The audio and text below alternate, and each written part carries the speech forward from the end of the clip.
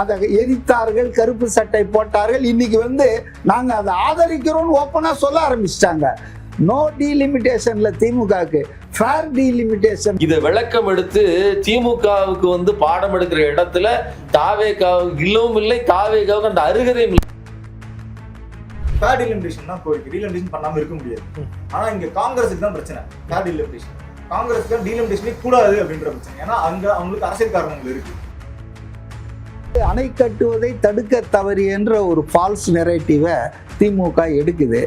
ஆனால் டீலிமிட்டேஷன் என்பது கதவை தட்டிட்டு இருக்குது. இதுக்காக சர்வ கட்சி கூட்டம் கூட்டணும்ன்றாங்க. இன்னைக்கு இல்லை, நல்லா புரிஞ்சுக்கணும். ஃபேர் டீலிமிட்டேஷன் தான் சொல்றாங்க, நோ டீலிமிட்டேஷன் சொல்லலை.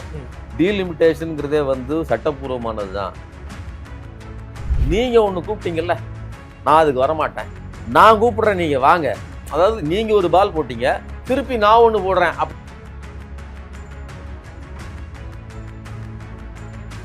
அப்ப அந்த அவமானம் என்பது தமிழ்நாட்டுக்கு ஏற்படுற அவமானம், அது தனிநபருக்கு ஏற்படுற அவமானம் கிடையாது. நீங்க மக்களை அசிங்கப்படுத்தி விட்டு அது அந்த அசிங்கத்தை நான் தாங்கிக்கிறேன், இல்ல அது உங்களுக்கு ஏற்பட்ட அசிங்கம் கிடையாது, அது தமிழ்நாடு மக்களுக்கு ஏற்பட்டது. இவர் மாத்தி சொல்றாரு. தாவேகா சொல்லல, சிஎம் சொல்றாரு. சிஎம் சொல்றாரு. சர்வ கட்சி கூட்டம்னா என்ன? லாலி பாடுவாங்க, அவ்வளவுதான் நடக்க போகுது. ரெண்டாவது நான் சொல்றேன், சர்வ கட்சி கூட்டங்கள் என்ன சர்வ ரோக நிவாரணியா? டிகே சிவகுமார் அனைத்து கட்சி சர்வ கட்சி கூட்டம் கூட்டுறாரு. அப்போ அது என்ன சர்வரோக நிவாரணியா? அது கிடையாது. நாங்கள் எல்லாம் ஒன்றா இருக்கிறோம் அப்படிங்கிறதுக்கான ஒரு அடையாளம். ஒரு மேகம் சூழ்ந்து வந்துகிட்டு இருக்குது, நாம் போனோம்னா அடுத்த நிமிஷமே தண்ணி வர்றதுக்கான வாய்ப்பு இருக்குது. அதை அப்போ நாம் கொண்டாந்தான்னு சொல்லி ஒரு ஏற்கனவே செஞ்ச ஒரு பொருள் இருக்குல்ல, அதை தூக்கி லைட்டாக மூக்க கண்ணை காதை திருப்பி இதுதாங்க என்னோட புது ப்ராடக்ட் அப்படின்னு சொல்கிற மாதிரியான ஒரு வேலை. முதல்வர் படைப்பகம் இருக்கு, அந்த பேரை மாத்துறது சரியாங்கிறாங்களா சார்? உங்களுக்கு ஏன் பிரச்சனை? அவர் கணக்கு வேணான்றாரு. பெருந்தலைவர் காமராஜர் காலை உணவு திட்டம்ன்றாரு. காமராஜர் பேரே அழிச்சிட்டீங்க. இங்க தமிழ்நாட்டுல 67க்கு அப்புறம் தான் தமிழ்நாடே உருவானது மாதிரி சில பேர் பேசிட்டு இருக்காங்க. கலைஞர் பஸ் ஸ்டாண்ட், கலைஞர் மண்டபம், எல்லாமே கலைஞர் தானா?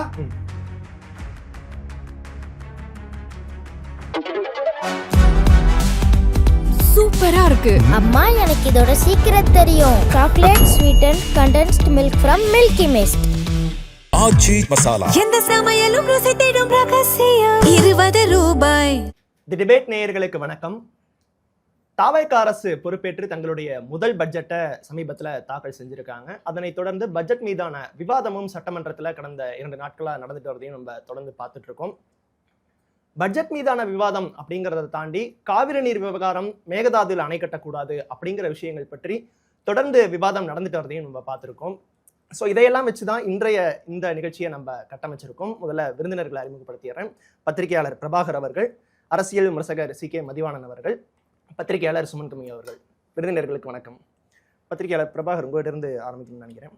பட்ஜெட் கூட்டத்தொடருக்கு முன்பாகவே முதல்வர் கர்நாடகா செல்ல போறதா ஒரு தகவல் வெளிவந்தது. அது தொடர்பாக நேற்று சட்டமன்றத்திலையும் அவரோட கருத்துக்களையும் தெரிவிச்சிருக்காரு. பட்ஜெட் கூட்டத்தொடர், இந்த காவிரி நீர் விவகாரம் எதை நோக்கி இந்த சட்டமன்றம் ஆரம்பிச்சிருக்குன்னு பாக்குறீங்க? இந்த சட்டமன்றம் பட்ஜெட்ல வச்சுதான் அவங்க பட்ஜெட் கூட்டத்தொடருக்காக தான் கூட்டப்பட்டது. அதுக்கு பேர் தான் மானிய கோரிக்கைகள்லாம் இருக்கு.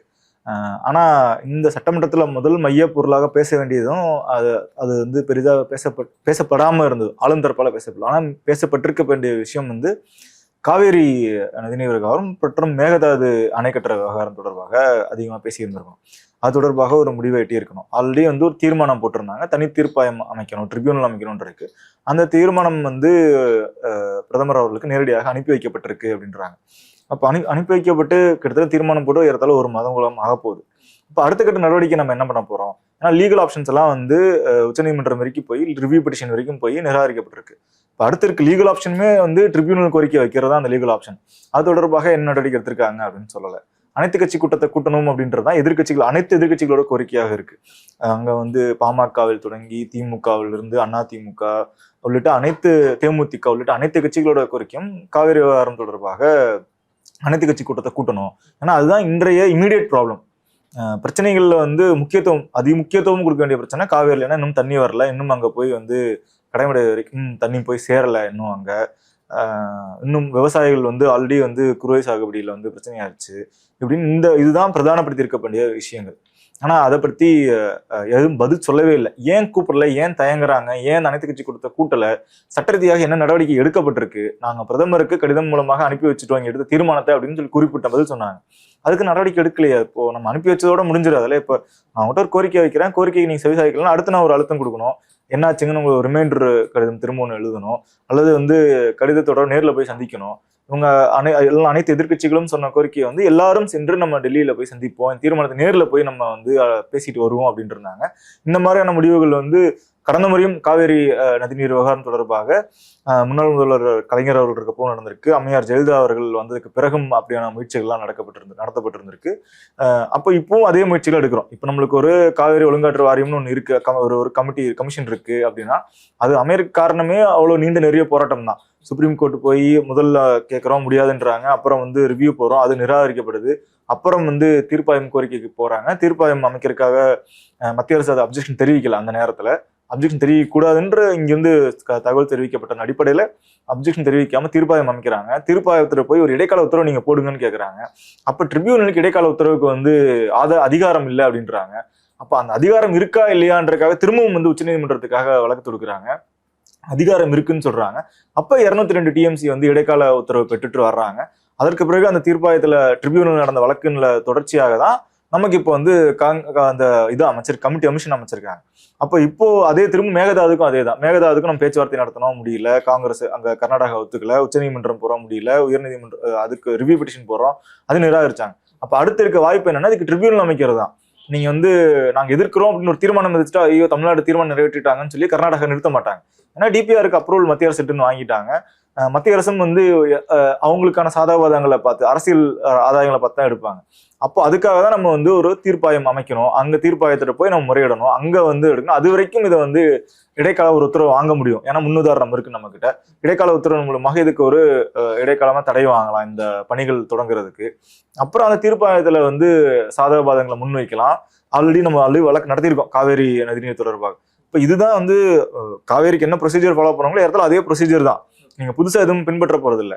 ஆனா இப்ப அதை ஏன் முன்னெடுக்க தயாராக இல்லை, அதை பத்தி ஏன் பேச மாட்டேன்றாங்க? ஏன்னா பிரதான பிரச்சனை அதுதான். காவேரியில வந்து தண்ணி நமக்கு திறந்து விடலை இப்போ வரைக்கும்.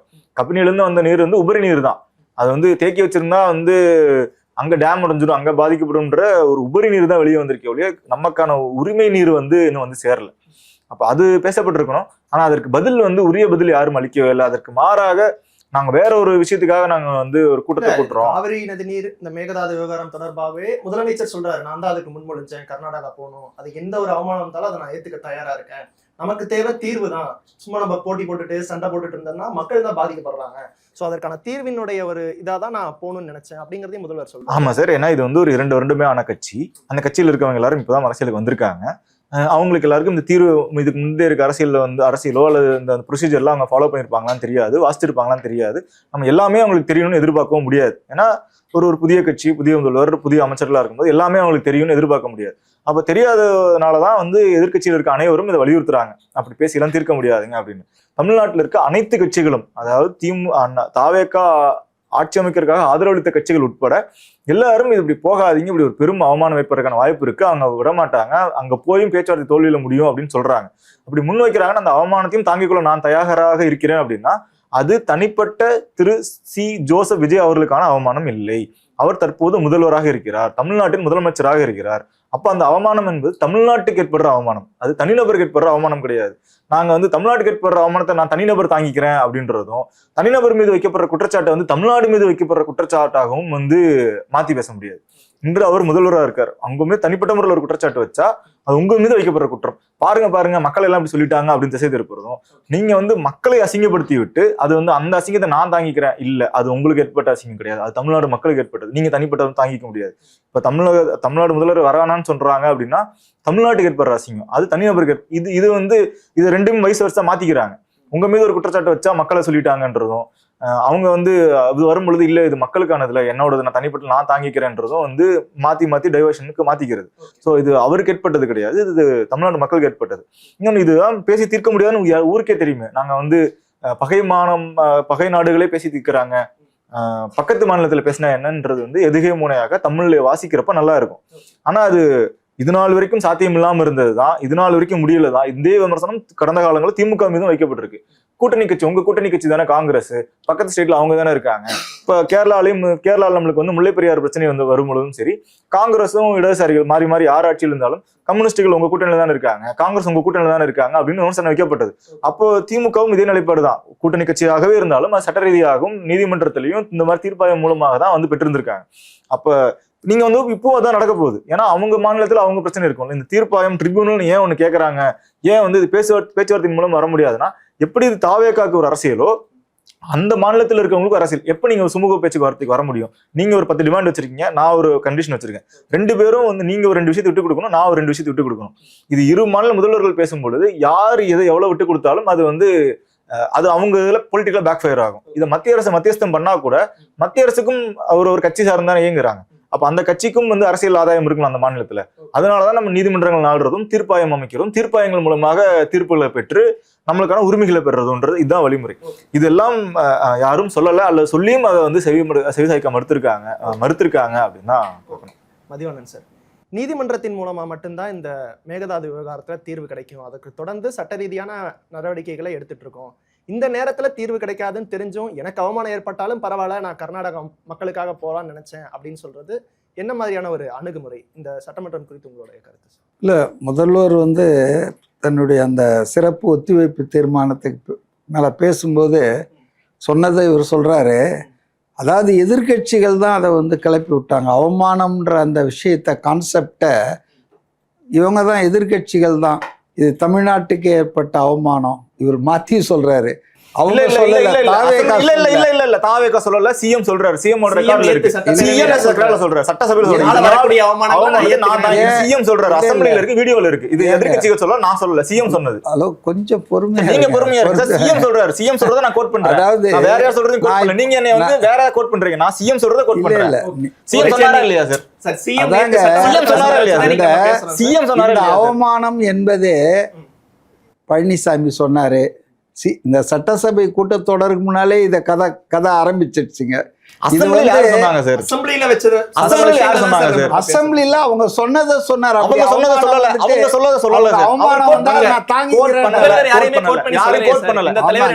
ஆனா சொன்னது வந்து அவர் பொதுவெளியில இருக்கு, பத்திரிகையில வந்து சொல்லல சார். முதல்வர் சொல்றது வந்து நான் பேசிட்டோம் இல்ல சார், அவரே சொல்லிட்டு இருக்காரு, அவர் பேசி இருக்காரு. நான் என் கருத்தை பதிவு பண்ணுமா? பதிவு பண்ற பிரச்சனை கிடையாது சார். நீங்க வந்து மிஸ்ஃபேக்ட் பண்றீங்க, இல்லாத வந்து அதை அடுத்த ரவுண்ட்ல நீங்க அதை பேசிங்க பிடிச்சு வச்சுட்டு. அதாவதுங்க, இது வந்து ஒரு காவிரி நீர் பங்கீட்டுல இருக்கக்கூடிய பிரச்சனை, மிக நீண்ட காலமா இருக்கிற பிரச்சனை. அதே போல் இந்த அணை கட்டுவதும் ரொம்ப நாளாக இருக்கிற பிரச்சனைகள்ங்க. இது ஏதோ தாவேக ஆட்சிக்கு வந்து 72 நாளில் உருவான பிரச்சனை இல்லை. அது வந்து அவர்களுடைய தவறாலேயோ தவறான அணுகுமுறையாலோ இது வரல. அவர் என்ன நினைச்சான்னு சொல்கிறாருன்னா, ஒரு 25 வருஷமாக அண்டை மாநில முதல்வர்கள் இது குறித்து பேசிக்கல. ஒரு அவுட் ஆஃப் பாக்ஸ் சொல்யூஷனுக்காக அவர் ட்ரை பண்ணார். நான் ஒரு சட்டப்பூர்வமான நடவடிக்கைகள் அது தொடரும், அதுக்கு மாற்று அல்ல இது. நேற்று பேச்சில் நீங்கள் கவனிச்சிங்கன்னா இன்னைக்கு பத்திரிகையில் ரிப்போர்ட் ஆகிருக்கு. சட்டப்பூர்வமான நடவடிக்கைகள் அது பாட்டுன்னு அது தொடரட்டும், அதில் எந்த லெட்டப்பும் கிடையாது.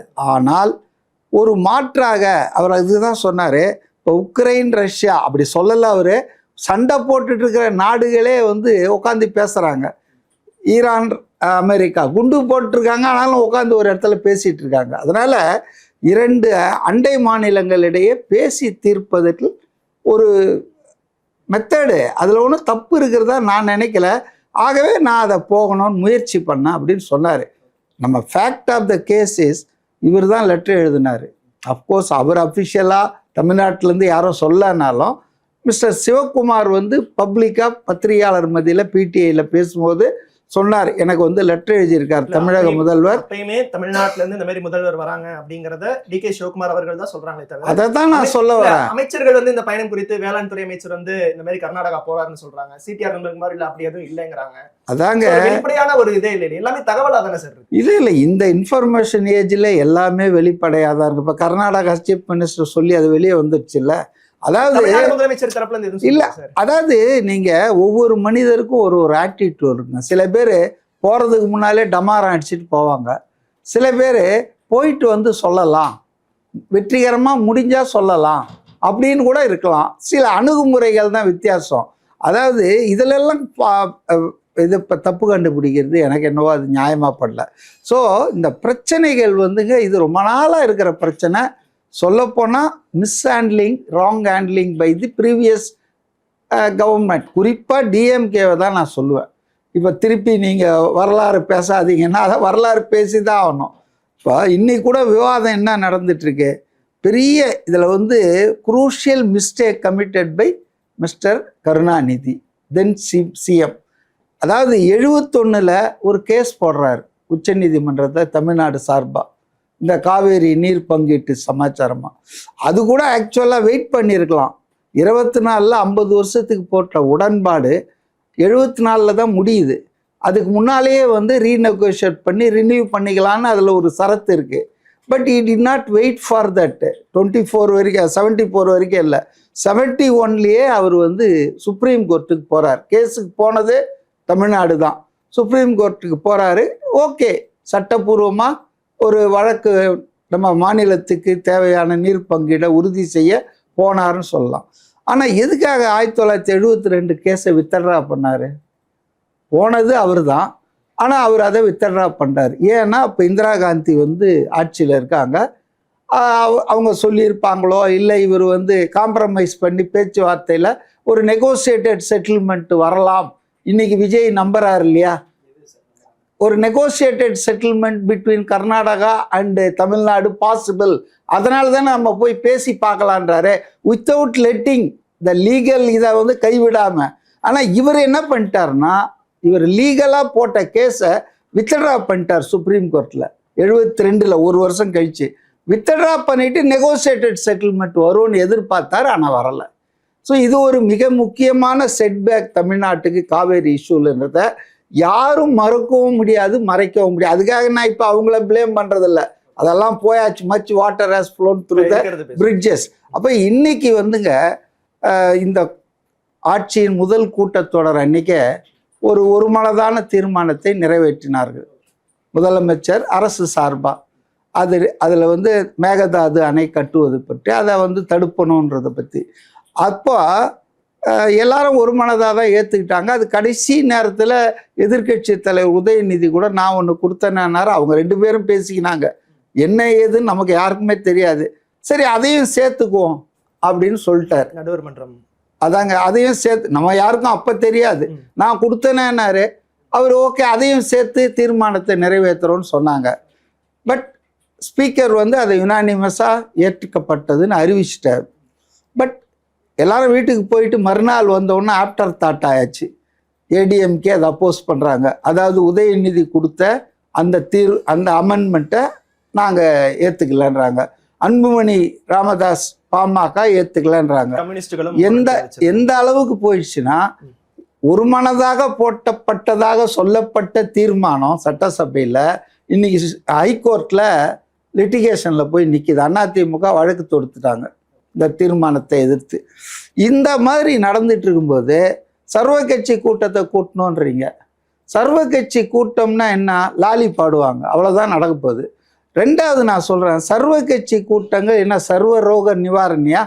இங்க கூடி இல்ல காவிரி நதிநீர் விவகாரம் தொடர்பா அனைத்து கட்சி கூட்டத்தை கூட்டணும்னு கடந்த சில நாட்களா சொல்லிட்டு இருக்கிறத நம்ம பாக்குறோம். சொல்றாங்க ஒரு மனதாக சட்டமன்றத்தில் நிறைவேற்ற தீர்மானத்தையே ஒத்துக்க மாட்டேன்னு மறுநாள் போய் ஹைகோர்ட்ல கேஸ் போடுறாங்க. இப்ப நீங்களே சொன்னீங்க அதுவும் வந்து தலையாய பிரச்சனை தான். மேகதாது அணை கட்டக்கூடாதுன்றதுதான்.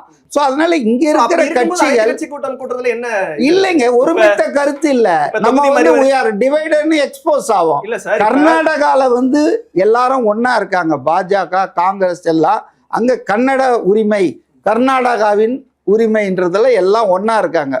எந்த அளவுக்கு ஒன்னா இருக்காங்கன்னா, நீர்ப்பாசனத்துறையில மத்திய அமைச்சரா இருக்கிற ரேவண்ணா சோமண்ணா கூட வந்து உட்காந்துக்கிறாரு. கேட்டா நான் கர்நாடகா எம்பின்றாரு. என்னுடைய தனிப்பட்ட கருத்து அவர் கலந்துருக்க கூடாது. அது ஏன்னா விமர்சனங்கள் அது வைக்கப்பட்டது. ஆமா நியூட்ரலா வந்துட்டு இருக்க வேண்டிய ஆள் அங்க வந்து உட்கார்ந்துட்டு ஒரு சார்பா பேசிட்டு போனாரு. ஆக அப்படிப்பட்ட ஒரு ஒற்றுமை தமிழ்நாட்டில் இல்லை. இப்ப நீங்க ஆகவே சர்வ கட்சி கூட்டம் கூட்டுறதால ஒரு பிரயோஜனம் இல்ல. முதல் சட்டமன்றத்துல இப்ப அதிமுக கம்யூனிஸ்ட் எல்லாம் அந்த முரண் தெரிவிச்சாங்க, பாமக எல்லாம் முரண் தெரிவிச்சாங்கன்னு சொல்றீங்க. அதற்கான ஒரு வழக்கு இருக்குங்கிறீங்க. சோ இப்படியான ஒரு சூழல்ல ஒரு அனைத்து கட்சி கூட்டம் கூட்டுறதுனால என்ன ஆயிட போகுது? ஒரு விவாதம் தானே, ஒரு ஒன்னும் நடக்க போறது இல்ல. சம்பந்தமே இல்லாம இப்ப தொகுதி மறுவரையறை குறித்து அனைத்து கட்சிகள் எம்பிக்கள் இங்க பாருங்க, இல்ல வரேன், கூட்டுறதால ஒன்னும் பெருசா தப்பு நடக்க போறது இல்ல, கூட்டாததால ஒன்னும் பெருசா தப்பு நடக்க போறது இல்ல. அது ஒரு காரணம்ங்கிறது திமுக அதிமுக பாமக எல்லாருமே போராட்டம், எல்லாரும் ஒரு விஷயம் பண்ணிருக்காங்க. ஆனா அவங்கள கலந்து கொள்ளாம எடுக்கிற முடிவு அப்படின்ட்டு ஓகே, அப்படிலாம் கிடையாது. ஆனால் சட்டமன்ற கூட்டத்தொடர் 5ஆம் தேதி தொடங்குது அப்படின்னு சொல்லி அறிவிச்சு ஒரு வாரத்துக்கு முன்னாலே 10 நாளுமே அறிவிச்சிட்டாங்க சபாநாயகர். ஸோ சட்டமன்றத்தில் உட்காந்து பேசலாமே. சட்டமன்ற கூட்டத்தொடரை விட பெரிய கன்சல்டேஷன் என்ன இருக்கு? திரும்பவும் ஒரு விஷயத்தை இல்ல சர்வ கட்சி கூட்டத்துக்கு சட்டமன்றத்துல மக்கள் பிரதிநிதிகளுடைய கருத்தை கேட்கறது தப்பு என்ன சொல்றாங்க? இல்லைங்க, நீங்க ஏங்க பர்டிகுலரா இப்ப நேத்து ஒரு ஆர்ப்பாட்டம் பண்ணாங்க ஒரு குரூப், அவங்க யாரான்னா சட்டமன்றத்துக்கு வர முடியாத குரூப், அவங்க வந்து சர்வ கட்சி கூட்டம் கருத்துக்களை பொது வெளியில தெரிவிக்கிறது தப்பு இல்லையா சார்? சட்டமன்றத்துல தெரிவிக்கிறவங்களை கருத்தை கேட்டா போதாதா? உங்களுக்கு ஒரு சின்ன அனெக்டோட் கொடுக்குறேன். கரூர் சம்பவத்துக்கு பிறகு இல்ல கரூர் சம்பவத்துக்கு பிறகு ஒரு சர்வ கட்சி கூட்டம் கூட்டப்பட்டது. எதுக்காகனா அந்த ஸ்டாண்டர்ட் ஆப்ரேட்டிங் புரோட்டோகால் 5000 பேருக்கு மேல கூட்டம் சேர்ந்தா என்னென்ன ஏற்பாடுகள், யாருக்கு என்னென்ன பொறுப்புன்றதுக்கு. அந்த கூட்டத்துக்கு தாவேகாவை அழைக்கவில்லை. அதுக்கு அப்போ இருந்த அமைச்சர்கள் என்ன சொன்னாங்கன்னா, தாவேகா ஒரு அப்ரூவ்டு பார்ட்டி இல்லைங்க, அதுக்கு அசம்பிளியில் ஆள் இல்லைங்க, அது ஒரு ரிஜிஸ்டர்ட் பார்ட்டி தாங்க. பிரச்சனையே அதனால தான். அதுக்கு தான் நீங்கள் வந்து தடை போட போகிறீங்க, அதை பற்றி தான் பேச போகிறீங்க. தாவேகா திமுக அதிமுகவுக்கு தாங்க 5000 பேருக்கு மேலே கூட்டம் வருவான் பிரச்சாரத்தில். அப்போ ஒரு கட்சியை வெளியே நிறுத்தி விட்டு டெக்னிக்கல் ரீசன்ல நீங்க முடிவு பண்ணீங்க ஸ்டாண்டர்ட் ஆப்ரேட்டிங். அப்போ இன்னைக்கு சட்டசபையில் இருக்கிற எல்லாரையும் கன்சல்ட் பண்றேன்றாங்க. சொல்லுங்க, ஒரு மாசத்துக்கு நடக்க போகுது இந்த கூட்டத்தொடர். Why you are not telling your views in assembly? அசம்பிளியில பேசுங்க, ரெக்கார்ட் ஆகுது இல்ல அது. ஓகே, தொடர்ந்து பேசுவோம் சார். சுமன் கவி சார், இந்த காவிரி நதிநீர் விவகாரம் இது போயிட்டு இருக்க சமயத்திலேயே தொகுதி மறைவரை எம்பிக்கள் கூட்டம் இன்று மதியம் இப்ப நடக்க இருக்கு. திமுக அதிமுக தேமுதிக உள்ளிட்ட கட்சிகள் இதை புறக்கணிக்கிறதாகவும் தெரிவிச்சிருக்காங்க. இந்த நேரத்துல தொகுதி மறைவரைக்கான முக்கியத்துவம் என்ன? காவிரி விவகாரம் பிரச்சனையை மறக்கடிக்கிறதுக்காக இந்த விஷயத்த கொடுக்குறாங்களா, இல்ல இதுவும் மக்கள் சார்ந்த பிரச்சனை, அதுக்கும் நம்ம முக்கியத்துவம் கொடுக்கணும் அப்படிங்கிற ஒரு நோட்ல இந்த முன்னெடுப்பு எடுத்திருக்காங்களா சார்? இல்லை முதல்ல ஒரு விஷயத்தை நான் சொல்லணும். சார் மதிவாணன் சார் பேசும்போது வந்து சர்வ கட்சி கூட்டம் சர்வரோக நிவாரணியா அப்படின்னு ஒரு கேள்வி கேட்டாங்க. நாம் எல்லாருமே பொதுவாக சொல்லக்கூடிய ஒரு முக்கியமான விஷயம் என்னென்னா, காவிரி விவகாரத்தில் கர்நாடகா தமிழ்நாட்டை விட வீரியமாக இருக்கிறது. அங்கே இருக்கக்கூடிய அனைத்து கட்சிகளும் ஒரே அணியில் ஒரே திசையில் ஒரே குரலில் முழக்கம் எழுப்புகின்றன. அதில் அவர்களுக்குள் ஒரு அரசியல் இருக்கலாம். அப்படிப்பட்ட அந்த உணர்வு நிலையை ஏற்படுத்தி மட்டும்தான் அங்கே அரசியலை பில்டப் பண்ண முடியுங்கிற சுச்சுவேஷன் இருக்கும்போது ஒரே திசையில் அவர்கள் வந்து செயல்படலாம். நமக்கு அப்படிப்பட்ட நெருக்கடி ஒட்டுமொத்த தமிழ்நாட்டையும் அசைக்கக்கூடிய ஒரு சக்தியாக காவிரி இல்லாமல் இருக்கலாம். ஆனால் நாம் எல்லாரும் அப்போ என்ன சொல்கிறோம்னா, இப்போ டிகே சிவகுமார் அனைத்து கட்சி சர்வ கட்சி கூட்டம் கூட்டுறாரு. அப்போ அதென்ன சர்வரோக நிவாரணியா? அது கிடையாது. நாங்கள் எல்லாம் ஒன்றா இருக்கிறோம் அப்படிங்கிறதுக்கான ஒரு அடையாளம். அதில் வந்து தான் ரேவண்ணா சோமண்ணா சார் சொல்கிறாங்க இல்லையா, அந்த சோமண்ணா பேசுகிறாரு. அதில் எனக்கு உடன்பாடு இல்லைன்னு சொல்கிறீங்க இல்லையா. அப்போது எதிர்கட்சிகள் எல்லோரையும் கூப்பிட்டா, நம்ம கையிலையும் வந்து துணை என்ன சொல்கிறதுனா இது அமைச்சர்கள் இருக்கிறாங்க, ஒன்றிய அமைச்சர்கள் பாஜகவை சேர்ந்தவர் இருக்கிறாரு, எல்லாரும் இருக்கிறாங்க. அப்படி இருக்கும்போது அவர்களும் வந்து கலந்துக்கிட்டு நாங்களும் இருக்கிறோம். தமிழக பாஜகவை சேர்ந்தவங்க கூட இதுக்கு கண்டனம் தெரிவிச்சுட்டு தான் இருக்காங்க. அதுதான் நான் என்ன சொல்றேன்னா, அவங்க வெளியிலிருந்து தனித்தனியாக உதிரியாக பேசுவது வேற. நீங்க சர்வ கட்சி கூட்டங்கிற பேர்ல இன்னொரு டிவிக்கு இருக்கு இல்லையா, அவர்கள் புதிய தமிழகம் இவர்கள்லாம் சேர்ந்து வெளியில கூட்டம் போடுறது வேற. ஆனால் ஒரு என்ன சொல்றதுன்னா, ஆளுகிற கட்சி பிரதான எதிர்கட்சி மற்றும் முக்கியமான கட்சிகள் எல்லாம் சேர்ந்து ஒரு சர்வ கட்சி கூட்டம் போட்டு அதில் வந்து தீர்மானங்கள் நிறைவேற்றப்பட்டால் அது ஏன் வேணும்னு சொல்கிறோம்னா, நாம் எல்லாம் ஒரே திசையில் இருக்கிறோம், ஒரே இலக்கோடு இருக்கிறோம் அப்படிங்கிறத சொல்கிறதுக்கு. இப்போ நீங்கள் சார் அதுக்கு என்ன சொல்கிறாங்கன்னா, ஏற்கனவே வந்து ஒரு நடுவர் மன்றம் புதுசாக அமைக்கிறது குறித்து எல்லாரும் ஏத்துக்கிட்ட தீர்மானத்தை 2வது நாள் வந்து எதிர்க்கிறாங்க அப்படின்னு சொல்றாரு. அதுல வந்து அவர்களுக்கு முரண்பாடு இருக்குது. அதாவது காவிரியில் மேகத்தாட்டு கட்டக்கூடாதுங்கிறதுல ஒருமையான கண்ணோட்டம் இருக்குது.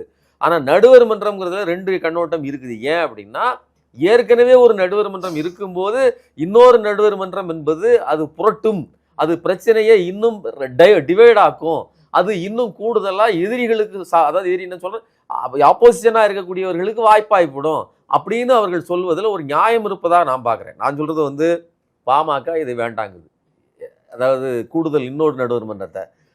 அதிமுக வேண்டாங்குது. திமுக என்ன காரணத்துக்காக வேணுங்கிறது கூட எனக்கு சரியா அதை வந்து நம்மளால ஜஸ்டிஃபை பண்ண முடியல. ஸோ எதுக்காக சொல்றேன்னா, தாவேக்காவும் திமுகவும் மேலையில வந்து 2 பேரும் இவர் கரெக்ஷன் போட்டுக்காங்கன்னு சொன்னோன்னு ஓகேன்னு சொல்லிக்கிட்டாரு. அது என்னதுன்னு பின்னாடி நமக்கு தெரிஞ்சுது. இது எல்லாத்துக்கும் உள்ளேயும் அந்த விவகாரத்தில் முரண்பாடு இருக்கு. ஆனா மேகத்தாட்டு விவகாரத்தில் முரண்பாடு இல்லை. இது ஒண்ணு. அப்போ இந்த சர்வ கட்சி கூட்டம்ங்கிறது நாம் எல்லோரும் எல்லா கட்சிகளும் ஒரே திசையில் இருக்கிறோம் அப்படிங்கிறத காட்டுறதுக்கு தானே இது சர்வரோக நிவாரணி அப்படின்னு நம்ம சொல்லலை. ஒன்று. இன்னொன்று, விஜய் அவர்கள் சொன்னது வந்து ஆனானப்பட்ட பெரிய பெரிய நாடுகளே தங்களுக்குள்ள இருக்கக்கூடிய பஞ்சாயத்தை பேசி தீர்த்துக்கணும், நம்ம போகிறதுல என்ன அப்படின்னு கேட்குறாரு. 2012 ஜெயலலிதா அம்மையார் அவர்களும் ஜெகதீஷ் ஷெட்டர் அவர்களும் சேர்ந்து பேசி இதற்கு ஒரு முடிவுக்கு வாங்கன்னு உச்சநீதிமன்றத்தின் வழிகாட்டுதலின் பெயரில் பெங்களூரில் ஒரு கூட்டம் கூட்டப்பட்டு ஜெயலலிதா 1 மணி நேரம் பேசினார் ஜெகதீஷ் ஷெட்டரோடு. அந்த கூட்டத்தில் ஒரு பலனும் கிடைக்கவில்லை. அப்புறம் தான் சொன்னாங்க, இதுக்கப்புறம் இனிமேல் நாம் இவங்ககிட்ட பேச்சுவார்த்தை நடத்தி பிரயோஜனம் இல்லை, எது லீகல் ஆக்டிவிட்டியோ அதை மட்டுமே செய்வோம் அப்படின்னு தமிழ்நாடு ஒரு முடிவுக்கு வந்தது. அதாவது கடந்த கால அனுபவங்கள்ல இருந்தா நம்ம சில விஷயங்களை கற்றுக்கிட்டு இருக்கிறோம். 71 அவர் வித்துட்டால் பண்ணது இது எல்லாத்தையும் பார்க்கும்போது அதில் வந்து ஒரு சமரசம் இருந்ததா அப்படின்னு கேட்டிங்கன்னா இருந்தது. என்ன நம்பிக்கைகள் இருந்துச்சு? இன்னைக்கு மாதிரியான ஒரு அனுபவங்களை நாம் பெற்றிருக்கோம்ல, அதுல இருந்து இல்லை. அப்போ 2 கட்சிகள் திமுகவோ அதிமுகவோ 2 பேருக்குமே ஒரு அனுபவம் இருக்குது. அந்த அனுபவத்தை விஜய் ஷேர் பண்ணிக்கிட்டாரா அல்லது உள்வாங்கிக்கிட்டாரா? அவர் புதுசா நான் ட்ரை பண்றேன் அப்படின்னு சொல்றதுல எந்த பொருளாவது இருக்குதா? இப்ப நான் என்ன பாக்குறேன்னா, திரு அம்மையார் அன்புமணி, சௌமியா அன்புமணி அவர்கள் தெளிவா ஒரு விஷயத்தை சொல்றாங்க. கபினி அணையிலிருந்து தான் நீர் திறக்கப்பட்டிருக்கிறது. ஏன் கபினிலிருந்து திறக்கப்பட்டிருக்கு? அங்கிருந்து தான் வந்து வயநாட்டில் பெஞ்ச கேரள மழை பொழிவிலிருந்து உபரி வருது. மற்றபடி கேஆர்எஸ்லையோ அல்லது ஹேமாவதியிலையோ அல்லது வேற அணைகள்லையோ இருந்து அந்த உபரி வரல. இதுவும் அனுப்பப்பட்ட தண்ணீர் வந்து இப்போதைக்கு தேங்கி இருக்குது 37-38 டிஎம்சியோ தான். ஒரு 2.5 டிஎம்சி தான் எக்ஸ்ட்ரா வந்திருக்குது. இது ஒட்டுமொத்த தேவை இருக்கு இல்லையா, அதை துளியும் தீர்க்கல. ஜூன் மாசத்துக்கு 9, ஜூலை மாசத்துக்கு ஒரு 31, மொத்தமா சேர்த்து ஒரு 40 டிஎம்சி வரணும்.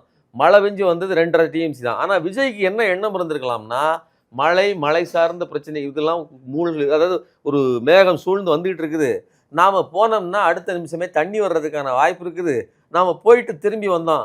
சண்முகம் சொன்னார், அவர்களுடைய ஆதரவு கட்சியாக அவருடைய ஆதரிக்கிற திரு சண்முகம் அவர்கள், சிபிஎம்ஐ சேர்ந்த சண்முகம் சொன்னாரு, நீங்க என்ன தண்ணியை மூட்டை வெட்டி தூக்கிட்டு வர போறீங்கன்னு சொன்னாரு. ஆனால் விஜய்க்கு என்ன இருந்திருக்கலாம்னா, நம்ம போயிட்டு திரும்பி வரும்போது தண்ணி வந்துடும், அதை அப்போ நாம கொண்டாந்தான்னு சொல்லி ஒரு எம்ஜிஆர் காலத்து ஒரு பழக்கம் இருக்கு இல்லையா, அதாவது குண்டராவ் காலத்தில் வந்து எம்ஜிஆர் போனதுக்கு அப்புறம் தண்ணி வந்ததுன்னு ஒரு இது இருக்கு இல்லையா, அந்த பழைய அடிப்படையில் வந்துடும். அப்படி அதனால் நான் ஒரு புதிய எம்ஜிஆர்னு தன்னை ரெலவென்ட் பண்ணிக்கலாம்னு ஒரு திட்டம் இருந்திருக்கலாம். மற்றபடி இந்த தான் போகணும்னு வச்சிருந்தார் இல்லையா, அந்த திட்டத்துக்கு எந்த ஒரு முகாந்தரமும் கிடையாது. ஒன்று. இன்னொன்று, விஜய் வருவதனால் நமக்கு பிரயோஜனம்னு முதல்ல அவங்க நினைச்சிருக்கலாம். பிறகு விஜய்க்கு ரீல்ஸ் போடுறதுக்கு தான் அது உதவும்னு அவங்களே தீர்மானம் பண்ணிட்டு தான் இங்கே நிலைமை சரியில்லை, நீங்கள் வர வேண்டியதில்லைன்னு சொல்கிறாங்க. அதாவது வாங்கன்னு சொல்கிறதும் அவர் தான், வர வேண்டாம்னு சொல்கிறதும் அவர் தான். இடைப்பட்ட நேரத்தில் இவர்கள் தாவேக்காவை சேர்ந்தவர்கள் அல்லது ஆதரவாளர்கள் என்ன சொல்ல தெரியுமா, விஜய்க்கு அப்படிலாம் ஒன்றும் திட்டமாக வெளிப்படுத்தலை, நீங்கள் எதையும் சொல்லக்கூடாது, நீங்கள் முன்கூட்டியே விஜய் போறாருன்னு பேசாதீங்கன்னு சொன்னாங்க. இதே மாதிரி இப்போ மேடையில். ஆனால் விஜய் அதற்கு பிறகுதான் சொல்கிறாரு, நாங்கள் எல்லோரும் பேசினோம், 13 நாங்கள் வந்து போகிறதுக்கான முடிவில் தான் இருந்தோம், அப்படி ஒரு கேடு வந்தால் கூட அதை நான் தாங்கிக் கொள்கிறேன். அது எப்படிங்க நீங்கள் தாங்க முடியும்? நீங்கள் என்ன நடிகர் விஜயா? நீங்கள் சிஎம் விஜய்.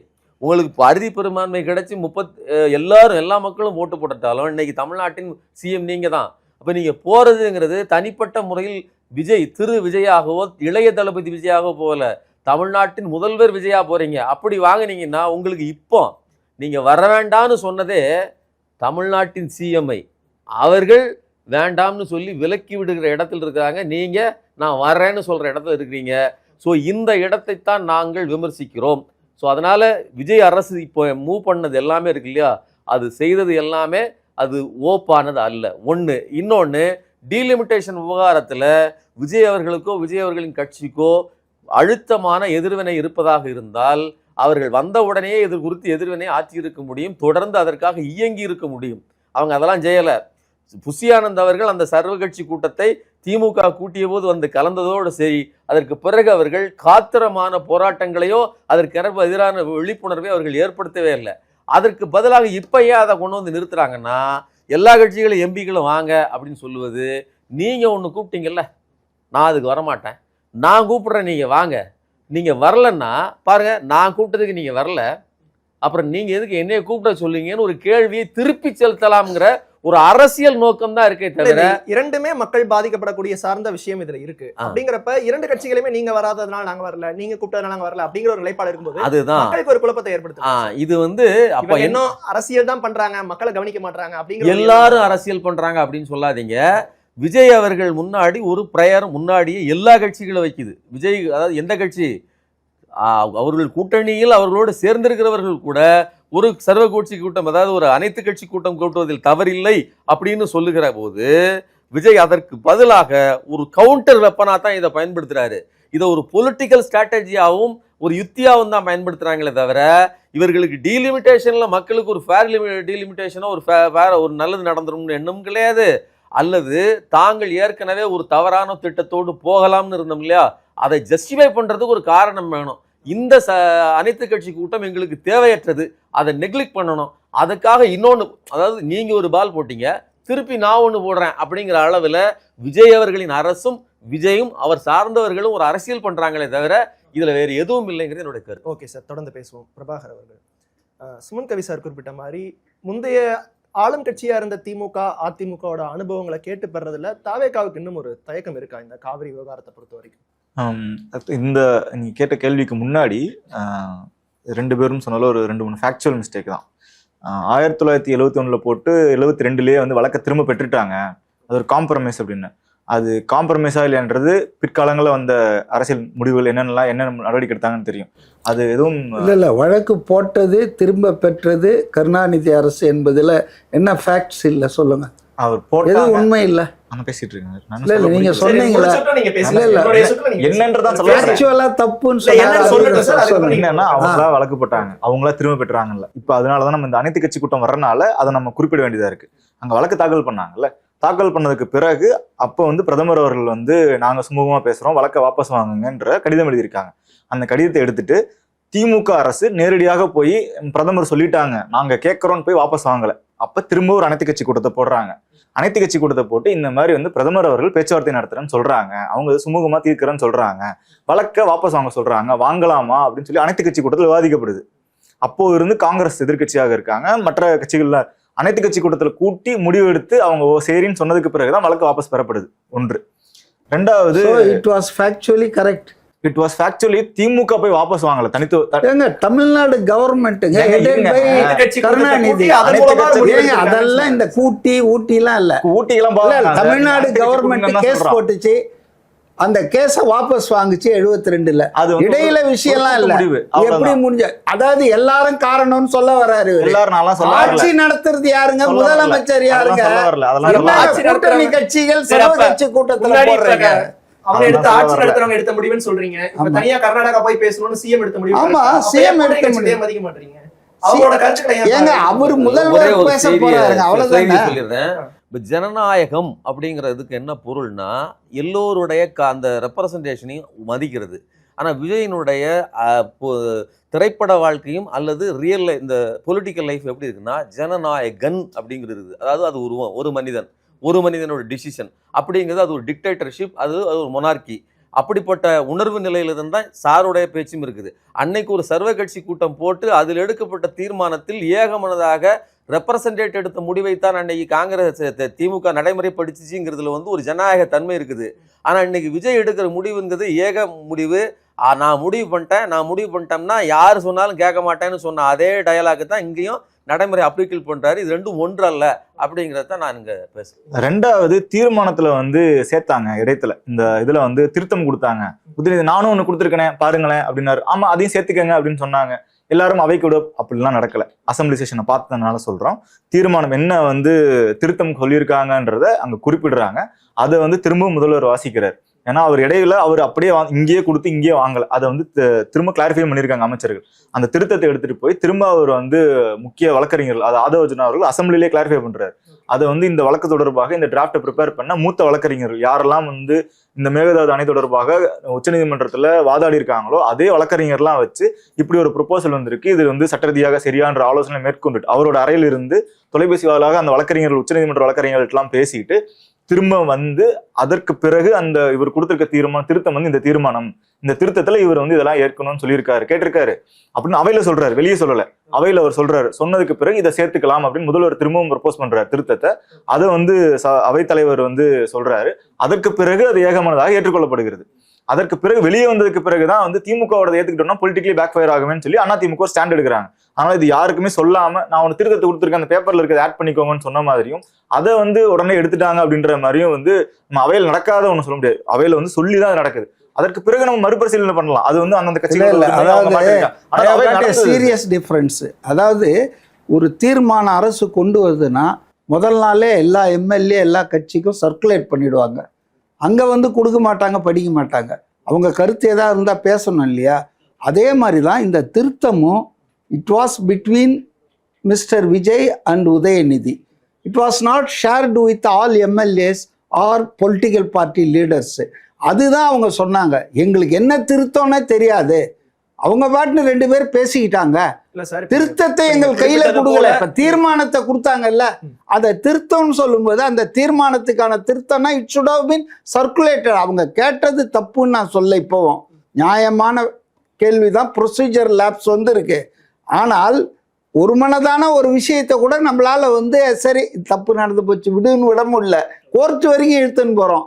இதுதான் தமிழ்நாட்டின் அரசியல் கல்ச்சர். இவ்வளவு பிரச்சனைகள் இருக்கும்போது ஒரு அனைத்து கட்சி கூட்டத்தை ஏன் கூட்டல அப்படிங்கறது அடுத்த கேள்வியா. இல்ல கூட்டினால இதே பிரச்சனைகள் தாங்க வரும். சட்டசபையிலேயே உருவாக்குன தீர்மானத்துக்கே கோர்ட்டுக்கு போறாங்க. சட்டமன்றத்துல எடப்பாடி அவர்கள் பேச இருக்கும்போது அவங்களுக்கான இது விஷயம் குறித்து பேசுறதுக்கு அவங்களுக்கு அனுமதிக்கல. சோ அப்படிங்கிறப்ப இப்படியான முரண் இருக்கும்போது இப்போ ஒரு அனைத்து கட்சி கூட்டம் போடுறாங்கன்னா அதுல என்ன முரண் இருக்கு, என்ன பிரச்சனைகள் இருக்கு, கடந்த காலத்துல என்னென்ன விஷயங்கள் இருந்திருக்கு அப்படிங்கிற அனுபவங்களை கேட்டுக்கலாம்ல. அது உங்களுக்கு தான் பயனுள்ளதா. தப்பு ஒண்ணும் கிடையாதுங்க. there is no harm. இல்ல அதை முடிவு செய்யறது டிஸ்கிரிஷன் வித் கவர்மெண்ட். கவர்மெண்ட் தேவைன்னா கூட்டுருவாங்க, இல்ல எங்களுக்கு தேவையில்லை லீகல் அட்வைஸ்லாம் வச்சாச்சு, அதிகாரிகள்லாம் கன்சல்ட் பண்ணியாச்சுன்னா அவங்களுடைய discretion. Nobody can force them to convene all party meeting. சட்டசபையில் விவாதிக்காம பண்ண முடியாது. சட்டசபையில் எல்லாத்தையும் விவாதிக்கிறாங்க. நீங்க போன முறையே நீங்க கட் பண்ணிட்டீங்க. டீலிமிட்டேஷனை பத்தி 2 பேருமே பேசுறாங்க, நான் பேசல. டீலிமிட்டேஷன் வந்துங்க நோ டீல் இல்ல நோ டீலிமிட்டேஷன் நிலையிலிருந்து இப்ப திமுக எந்த அளவுக்கு வந்துட்டாங்கன்னு சொன்னா டீலிமிட்டேஷன் வித் சம் கண்டிஷன்ஸ். நேத்து துரைமுருகன் பேசுறது இன்னைக்கு பத்திரிகை எல்லாம் வந்திருக்கு. திமுக அப்படி சொன்னதுனாலதான் நேத்து சட்டப்பேரவையில காவிரி நீர் விவகாரம் தொடர்பா பேசும்போது டீலிமிட்டேஷன் கூட்டத்தை பத்தி கேட்கணுமா? காரணம் அதுதான். இல்ல அதெல்லாம் ஒண்ணும் கிடையாது. இது வேற அது வேற. காவேரி பிரச்சனை அது வந்து 10, 30, 40 வருஷமா இருக்கிற பிரச்சனை. இதே போல இந்த இது மேகதாதுல அணை கட்டுவதும் 1948 இது it was mooted out by then Mysore presidency. ஆனால் சின்ன டேம் தான் அவங்க பிளான் பண்ணாங்க. இவ்வளோ பெரிய டேம், இவ்வளோ பெரிய கொள்ளளவுலாம் இல்லை. ஃபர்ஸ்ட் டைம் இன் 2019 தான் then CM of Karnataka Siddaramaiah Congress government first detail project report கொடுக்குறாங்க 2019. அதுலேருந்து போன மாதம் திருப்பி அமைச்சிருக்காங்க சென்ட்ரல் கவர்மெண்ட்லேருந்து. அதாவது கரெக்ஷன் பண்ணுங்க, இது லேப்ஸ் இருக்குது, என்விரான்மெண்ட் கிளியரன்ஸ் இல்லைன்னு. ஸோ இந்த டிபிஆர் என்பதே முன்னுக்கும் பின்னுக்குமா ஃபுட்பால் அடிச்சிட்டு இருக்காங்க கடந்த 6-7 வருஷமாக. ஒரு பிளான் ஒன்று அப்ரூவ் பண்ணாமல் ஆனால் கட்ட முடியுமா? இதில் நான் வந்து ரொம்ப அனுபவம் வாய்ந்த துரைமுருகன் திமுகவினுடைய முன்னாள் அமைச்சர், நீர்வளத்துறையை ரொம்ப நாள் நிர்வகித்தவருடைய கருத்தோடு நான் உடன்படுறேன். அவர் 2-3 மாதத்துக்கு முன்னால் இந்த விஷயத்தை பற்றி செய்தியாளர்கள் கேட்கும்போது ரொம்ப அசால்ட்டாக சொன்னார். கர்நாடக அரசால் மேகதாதுல ஒரு செங்கலை கூட வைக்க முடியாது, அப்புறம் அணை கட்டுறதை பற்றி பேசுகிறீங்க. தமிழ்நாட்டின் அனுமதி இல்லாமல், ஒப்புதல் இல்லாமல் செங்கலை கூட அங்கே வைக்க முடியாதுனாரு. That is the fact. அப்போ ஒரு டிபிஆர் கூட இன்னும் ஃபைனலைஸ் ஆகாத ஒரு விஷயத்தை பற்றி ஆகஸ்ட் 3ஆம் தேதி தஞ்சாவூரில் ஆர்ப்பாட்டம் போடுறாரு உதயநிதி. அதில் 2வது டிமாண்ட் நான் பார்த்தேன் அந்த பேனரில், மேகதாதில் அணை கட்டுவதை தடுத்து நிற்க தவறிய தாவேக அரசை கண்டித்து. ஒரு அணை என்பது இன்னும் கட்டப்படவில்லை, அதற்கான ப்ராஜெக்ட் ரிப்போர்ட்டே அப்ரூவ் ஆகலை. அப்படி இருக்கும்போது அணை கட்டுவதை தடுக்க தவறியன்ற ஒரு ஃபால்ஸ் நெரேட்டிவை திமுக எடுக்குது. ஆனால் டீலிமிட்டேஷன் என்பது கதவை தட்டிகிட்டு இருக்குது. இதுக்காக சர்வ கட்சி கூட்டம் கூட்டணுன்றாங்க. ஆனால் டீலிமிட்டேஷன் சமயம் பார்த்துட்டு இருக்காங்க மோடி அரசு. அவங்களுக்கு அந்த 360 2/3 மெஜாரிட்டி கிடைக்கல. இன்னமும் திமுக ஆதரவை கேட்குறாங்க, பேசிகிட்டு இருக்காங்க. அதனால தான் ராகுல் காந்தி கடந்த வாரம் மகாபலிபுரம் வந்திருந்தப்ப கூட தமிழ்நாட்டுக்கு தென்னிந்தியாவுக்கு இது ரொம்ப பெரிய கேடு உண்டாக்கும் இந்த டீலிமிட்டேஷன். இதுக்கு யாராவது பண்ணாங்கன்னா அவங்க எட்டப்பர்களாகத்தான் கருதப்படுவார்கள்னு சொல்லிட்டு போனார். Because he is aware that there is a discussion between BJP and DMK. அதனால இன்னைக்கு போடுறதுக்கு தேவையில்லை, அவசியம் இல்லை, இது முக்கியம் இல்லைன்னா பேசுறீங்க பாருங்க. இன்னும் அப்ரூவல் நீங்க கரெக்டா சொன்னீங்க. அந்த பிரச்சனை போயிட்டு இருக்க நேரத்துல இதை ஏன் பேசணும் அப்படிங்க. இது பார்லிமெண்ட் இஸ் இன் செஷனுங்க. Parliament is in session. எந்த நேரத்திலயும் அதை கொண்டு வந்து நிறுத்தமன்றத்துல என்ன விஷயம் பேசு பொருளா இருக்கோ அதுக்கு தானே சார் அந்த இடத்துல பதில் சொல்றோம். ஏங்க ஒட்டுமொத்தமா தென்னிந்தியாவே பாதிக்க போது. அதை எரித்தார்கள், கருப்பு சட்டை போட்டார்கள். இன்னைக்கு நாங்க அதை ஆதரிக்கிறோம் ஓப்பனா சொல்ல ஆரம்பிச்சிட்டாங்க. இந்த கண்டிஷன்ஸ் போதும் அப்படின்றாங்க. அதாவது நோ நீட் இங்க அதை டெல்லியில ஃபேர் நீட்னா மாதிரி இப்ப நோ டீலிமிட்டேஷன்ல திமுகக்கு ஃபேர் டீலிமிட்டேஷன் லெவலுக்கு வந்துட்டாங்க. இல்ல இந்த ஃபேர் டீலிமிட்டேஷன்ங்கிற வார்த்தை ஆரம்பத்துல இருந்தே சொல்லிட்டு இருக்காங்க. இன்னைக்கு இல்ல, நல்லா புரிஞ்சுக்கணும். ஃபேர் டீலிமிட்டேஷன் தான் சொல்றாங்க, நோ டீலிமிட்டேஷன் சொல்லல. டீலிமிட்டேஷன்ங்கிறதே சட்டப்பூர்வமானது தான். டீலிமிட்டேஷனை ஏன் ஃபேர் ஆக்கணுங்கிறதுக்கு 1971 அந்த இது இருக்கு இல்லையா, அதாவது கணக்கெடுப்பு, சென்சஸ் கணக்கெடுப்பு இருக்குல்ல, அதை மையமாக வைத்துக்கொண்டு நீங்க சிம்பிள்ங்க புரிஞ்சுக்கிடுங்க. நீங்க 1000 1500 கூட கொண்டு வாங்க, ஆனால் பர்சன்டேஜ் வைஸ் விகிதாச்சார பிரதிநிதித்துவம் குறையாது அப்படின்னு அன்னைக்கு அந்த பிரச்சனை வரும்போது திரு அண்ணாமலை அன்னைக்கு பாஜகவினுடைய தலைவராக இருந்தவர் அன்னைக்கு சொன்னார், இந்த விகிதாச்சார பிரதிநிதித்துவம்ங்கிறது எந்த கணக்கெடுப்பின்படி அப்படிங்கிற கேள்வியைத்தான் அன்னைக்கு எல்லா இன்டெலெக்சுவலும் வச்சாங்க. இன்னைக்கு வரலும் நாமளாக தான் வைக்கிறோம். நீங்கள் இந்த எந்த கணக்கீடுங்கிறதுல 1971 சென்சஸ் படி அதை ஃபாலோ பண்ணி நீங்கள் விகிதாச்சாரத்தை நீங்கள் கொண்டு வந்துட்டு எண்ணிக்கையை கூட்டினீங்கன்னா கூட ஒரு பிரச்சனையும் இல்லைங்கிறது தான் கண்டிஷன்ஸ், வேற ஒன்றும் கிடையாது. நீங்கள் 1971 பிறகு 2011 எடுத்துக்கிட்டாலும் சரி, அல்லது அதுக்கப்புறம் புதுசாக நீங்கள் எண்ணிக்கை எடுத்து அதை பயன்படுத்தினாலும் சரி, it should be dangerous to நம்ம மாநிலத்துக்கு பிரச்சனையாகும். இதுதான் திமுகவினுடைய நிலைப்பாடு. இதை அவர்கள் கிளியர் பண்ணிட்டாங்க.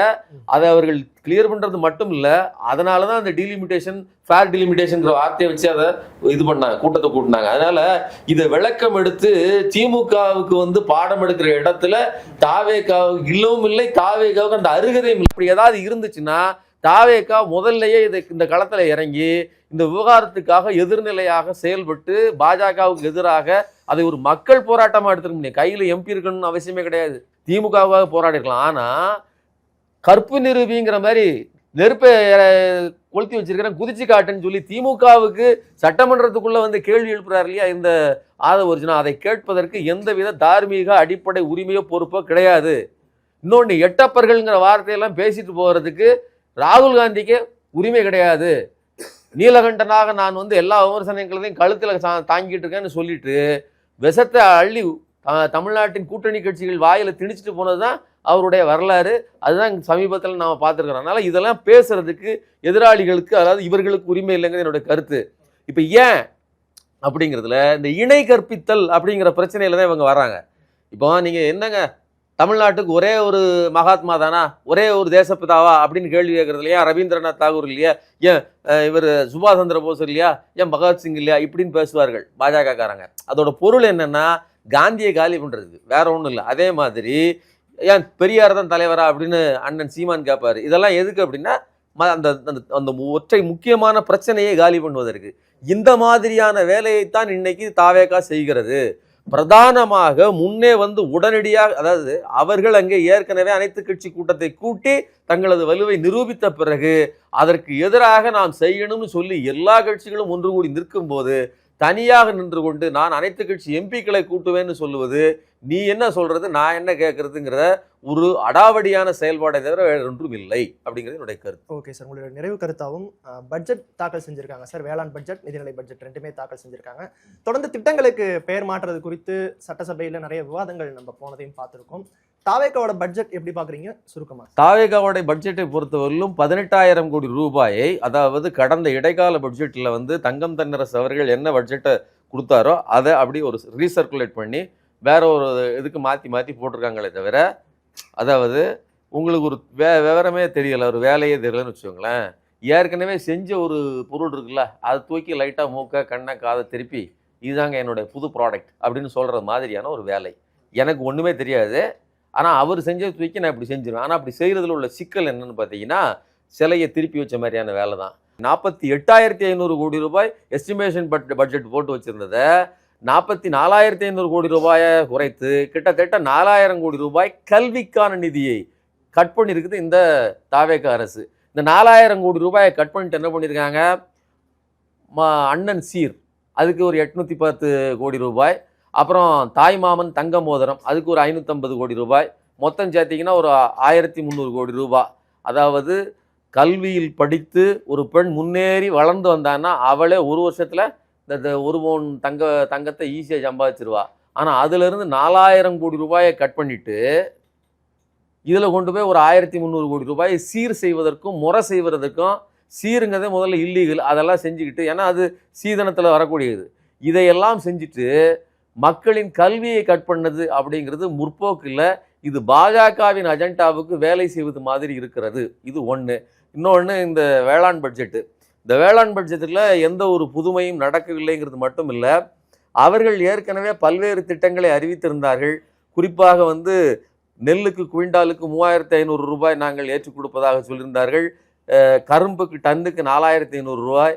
இந்த திட்டங்கள் எல்லாம் இல்லை. கூடுதலாக எடப்பாடி பழனிசாமி முக்கியமாக ஒன்று குறிப்பிடுறாரு, இவங்க குத்தகை விவசாயிகள் மற்றும் கூலி விவசாயிகள் இருக்காங்கல்ல, அவர்களுக்கெல்லாம் அடையாள அட்டை கொடுத்து அவர்களுக்கு வருடத்துக்கு 15,000 ரூபாய் 10,000 ரூபாய் காசு கொடுக்குறேன்னு சொன்னாங்க, ஊக்கத்தொகை. அந்த வேலையிலும் செய்யலை. இப்படி எந்த புதிய திட்டமுமே இல்லை. வேளாண் திட்டத்திலையும் வேளாண் பட்ஜெட்லையும் புதிய திட்டம் இல்லை, அதுலேயும் புதிய திட்டங்கள் இல்லை. ஆனால் ஸ்டிக்கர் ஓட்டுறதை மட்டும் மாற்றி மாற்றி செய்கிறாங்க. திமுக சில திட்டங்களுக்கு பேர் மாற்றியது, அதில் மாற்றுக்கிறதுல எந்த ஒரு அரசு வந்தாலும் சரி. ஆனால் வந்த உடனேயே மகளிர் பயணம் பேருந்துன்னு சொல்லி அறிவித்து பல புதிய திட்டங்களை கொடுத்து, காலை உணவு திட்டத்தை கொடுத்து, தாய்மானவன் சொல்லி வீடு வீட்டுக்கு கொண்டு வந்து பொருட்களை கொடுத்து, வீடு தேடி மருத்துவம்னு கொடுத்து, எல்லா திட்டங்களையும் புதியதாக பல திட்டங்களை அறிவிச்சிட்டு ஒரு சில திட்டங்களை பேர் மாற்றியதுங்கிறது வேற. எந்த திட்டத்தையும் புதுசாக கொடுக்காம இருக்கிறத மாற்றி செலவழிச்சிட்டு, துளின்னு ஒரு திட்டம் சொட்டு நீர் பாசனத்துக்கு 700 சொச்சம் கோடி ரூபாய் ஒதுக்கியிருக்காங்க. ஏதோ இப்போ பரவாயில்லையே, சொட்டு நீர் பாசனத்துக்கு 700 சொச்சம். ஏற்கனவே நுண் பாசன வசதிக்காக 1,150 கோடி ரூபாய் செலவு பண்ண இடத்துல தான் இவர்கள் 700 கோடி ரூபாயை அதை குறைச்சிருக்காங்களே தவிர பேரை மாற்றிருக்காங்க. இப்போ மீண்டும் மீண்டும் பல திட்டங்களுக்கு பேர் மாற்றுகிற வேலையைத்தான் செய்திருக்கிறார்கள் தவிர பட்ஜெட்டில் சிறப்பாக எதையும் செய்யவில்லை. கூடுதலாக அதிக கடன் வாங்குவதற்கான வேலை இப்போதே தொடங்கிவிட்டது. திரு சித்திக், MA சித்திக் அவர்கள், நிதித்துறை செயலாளர் அவர்களே அதுவே ஒத்திட்டு இருக்கிறாரு. 1,22,000 கோடி ரூபாய் அளவிற்கு நாங்கள் ஒரு வருடத்தில் கடன் வாங்குவதற்கான திட்டம் வைத்திருக்கிறோம்னு. தங்கம் தென்னரசு சொல்றாரு, இவங்க இதே வேகத்தில் போனாங்கன்னா இன்னும் 5 வருஷத்துல 10,000 கோடி ரூபாய் கடனை அதிகரித்து விடுவார்கள் அப்படின்னு. இப்போ இந்த இடத்தில் இவர்களுக்கு பொருளாதார வளர்ச்சியை கொடுப்பதற்கு, GDP அதிகரிப்பதற்கு திட்டம் இல்லை, ஆனால் கடன் வாங்குவதற்கு பெரிய திட்டம் இருக்கிறது அப்படிங்கிறது மட்டும் தெரியுது. ஓகே சார், உங்களை நிறைவு கருத்தை எடுத்துக்கிறேன். மதிவானன் சார், தொடர்ந்து இந்த திட்டங்களுக்கு பெயர் மாற்றுறது, கூடுதல் கடன் வரும்னு தெரிஞ்சும் அவங்க நிறைய விஷயங்கள் இப்படி பண்றது எல்லாம் குற்றச்சாட்டா சொல்றாங்க. உங்களுடைய நிறைவு பார்வை இந்த பட்ஜெட்டை பொறுத்த வரைக்கும்? பட்ஜெட்டுக்கு முன்னாலேயே சில விஷயங்களை நம்ம பார்க்கணும். அதாவது தமிழ் மாநிலம்தான் அனுமதிக்கப்பட்ட அளவை மீறலைன்னு சொன்னாலும் இந்தியாவிலேயே மிக அதிகமாக கடன் வாங்கிய மாநிலங்கள் லிஸ்ட்ல நம்பர் 1ல இருக்கிறோம். அதாவது நம்ம வாங்கியிருக்கிற கடன் வந்து 10,500 கோடி அதில் இந்த டிரான்ஸ்போர்ட் எலக்ட்ரிசிட்டி போர்டெலாம் சேர்த்தா 13.5 லட்சம் கோடின்னு நினைக்கிறேன் ரஃப்லி. அதாவது கடந்த 1947லேருந்து 2021 வரைக்கும் 5.5 லட்சம் கோடி தான் கடன் வாங்கியிருக்கு தமிழ்நாடு கவர்மெண்ட். ஆனால் 21லேருந்து 26 இந்த 5 வருஷத்துல அவங்க அந்த 60 வருஷ கடனை அதே ஈக்குவலுக்கு வாங்கிட்டாங்க. அதாவது கடன் வாங்குவதை நான் தவறு என்று சொல்லவில்லை. வாங்கின கடன் முறையாக செலவழிக்கப்பட்டதா இல்ல சில பேர் பாக்கெட்டுக்கு போச்சா, இப்படிதான் இதுதான் எனக்கு கேள்வி. உதாரணத்துக்கு 4000 கோடி சென்னை மாநகராட்சியில வடிகால் மழை நீர் வடிகாலுக்காக செலவு பண்ணி கம்ப்ளீட் பண்ணாங்க. ஆனா ஒண்ணுமே வேலை நடக்கல. இன்னமும் கொஞ்சம் மழை பெஞ்சாலே மோட்டர் தூக்கின்னு வந்து வச்சுக்கிட்டு தான் இருக்காங்க. அப்போ அந்த பணம் என்பது கடன் பெறுவது, அதுக்கான வட்டியை 68,000 கோடி தமிழ்நாட்டில் இருக்கக்கூடிய அரசு கட்டுது. ஒவ்வொருத்தன் தலையிலையும் 1,28,000 கடன் சுமக்கப்பட்டிருக்கு. ஆனா பணம் எங்கடா போயிருக்குன்னா அவங்களுடைய பணப்பைக்கு போயிடுச்சு. ஊழல், முறைகேடு, இதுதான் ஹால்மார்க். கடன் வாங்குந்த தப்புன்னு சொல்ல, கடன் வாங்கினா வட்டி கட்டுறது யாரு? உங்களுக்கு ஊழல்ல கொள்ளை அடிக்கிறதுக்காக மேம்பாலங்கள் கட்டுவார்கள். அதுலதான் 60% கொள்ளை அடிக்க முடியும். அதனால அப்படிதான் எதிர்த்தாங்க. இல்லைங்க, அதுதாங்க உண்மை. உண்மை அதுதான். அதனாலதான் ஒன்றும் பெருசா மாற்றம் வரல. இவ்வளவு கடன் வாங்கியிருக்காங்க, என்ன மாற்றங்கள் என்ன பண்ணாங்க? நீங்க அடுத்தது இப்போ டாக்ஸ், நம்ம ஓன் ரெவென்யூ வருது இல்லையா, ஓன் டாக்ஸ், அதுல ரொம்ப குறைவாக வரக்கூடிய மாநிலத்துல நம்ம மாநிலமும் ஒண்ணு. அவர் ஓன் டாக்ஸ் வரி வருவாய், அதுக்குதான் இப்ப மான்டேக் சிங் அலுவாலியான்னு சொல்லி ஒரு பொருளாதார ஆளுமை தெரியும் உங்களுக்கு, மன்மோகன் சிங், நரசிம்மராவ் அவங்க பேரில் எல்லாம் நடந்த பொருளாதார சீர்திருத்தங்களுக்கு இவர் பின்னால இருந்த ஆளு. அவரை முன்னால எக்ஸ் RBI கவர்னரா இருந்தவர். அவர் தலைமையில அவர் கூப்பிட்டு எப்படி வருவாயை, அதாவது வரி போடுறது இல்லை, வரி போடாமல் வருவாயை பெருக்குவது எப்படி அப்படின்ற ஒரு 5-man கமிட்டியை போட்டிருக்காங்க. அதை அவங்க செயல்படுத்துறாங்க. அத வருவாயை பெருக்க வேண்டும், செலவுகளை கட்டுப்படுத்த வேண்டும், லீக்கேஜஸ் சொல்றாங்க இல்லையா, இந்த ஊழல், இத கம்ப்ளீட்டா அடைக்கணும். இப்ப அவங்க சட்டசபையிலே சொன்னது பாத்தீங்கன்னா, டாஸ்மாக்ல இந்த லீக்கேஜ் அடைச்சதால 1000 கோடி ரூபாய் இந்த ஆண்டே அரசு வருவாய் ஈட்டி இருக்கு அதிகமானு சொல்றாங்க. மினிஸ்டர் சொன்னதுதான். சோ அதனால இந்த பட்ஜெட்டை பொறுத்தவரையில நான் ஒன்னும் பெருசா இந்த பட்ஜெட்ல அப்படியே எல்லாம் வந்துடும் நான் எதிர்பார்க்கல. ஏன்னா கிவன் த எக்கனாமிக் சிச்சுவேஷன், பொருளாதார அந்த சூழல்ல தமிழ்நாடு இருக்கிற நிலைமையில ஏதாவது 1-2 அவங்க சொல்லுவாங்கன்னு எதிர்பார்த்தேன். அதே மாதிரி 1-2 விஷயங்களை சொல்லியிருக்காங்க. மேஜரா எதிர்பார்த்த சில விஷயங்கள் வரல. மேபி அடுத்த பட்ஜெட் வரலாம். திமுகவின் பிளாக்ஷிப் ஸ்கீமான மகளிர் குடும்ப தலைவர்களுக்கு நிதி உதவி கொடுக்கறது, அந்த உரிமை தொகை கொடுக்கறத 28 மாசம் கழிச்சு தான் அவங்க அமல்படுத்தினாங்க. அதை கூட தகுதியுள்ளன்னு ஒரு வார்த்தையை போட்டு 1 கோடி பேரை எலிஜிபிலிட்டி லிஸ்ட்ல இருந்து பெண்களை தள்ளிட்டு தான் அதன் பிறகு கொடுக்கவும் ஆரம்பிச்சுட்டாங்க. இல்ல 1 கோடி பேரை நீங்க முதல்ல என்ன சொன்னீங்க? எல்லா குடும்ப தலைவர்களுக்கும் சொன்னீங்க, அனைத்து குடும்ப தலைவிக்கு தமிழ்நாட்டுல நீங்க. ஆனா 28 மாசம் ஆட்சிக்கு கழிஞ்ச பிறகுதான் நீங்க அதை அமுல்படுத்துறீங்க. எப்படி அமுல்படுத்துறீங்கன்னா, தகுதியுள்ளன்னு ஒரு வார்த்தையை போட்டு 1 கோடி பேரை எலிஜிபிலிட்டி லிஸ்ட்ல இருந்து தள்ளிட்டீங்க. அதனால இந்த பட்ஜெட் ஒரு பேலன்ஸ்டு பட்ஜெட் தான் எல்லா பத்திரிகைகளும் தலையங்கம் உட்பட நான் பார்த்தேன்.